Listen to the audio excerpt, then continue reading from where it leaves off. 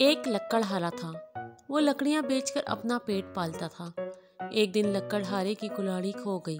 उसके पास इतने पैसे न थे कि दूसरी कुल्हाड़ी खरीद लेता। उसने सारे जंगल में कुल्हाड़ी ढूंढी, लेकिन कहीं ना मिली। थक हार कर वो रोने लगा। अचानक दरख्तों के पीछे से एक जिन निकला। उसने कहा, क्या बात है मियाँ लक्कड़हारे, तुम रो क्यों रहे हो?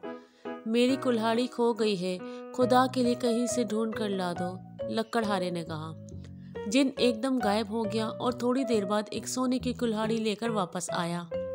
उसने लक्कड़हारे से कहा, लो मैं तुम्हारी कुल्हाड़ी ढूंढ लाया हूँ।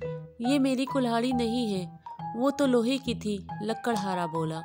जिन फिर गायब हो गया और अब वो चांदी की कुल्हाड़ी ले आया। उसने कहा, लो ये तुम्हारी कुल्हाड़ी है। नहीं, ये नहीं है, लक्कड़हारे ने कहा। अब जिन फिर गायब हो गया और इस दफा वो लोहे की कुल्हाड़ी लेकर आया।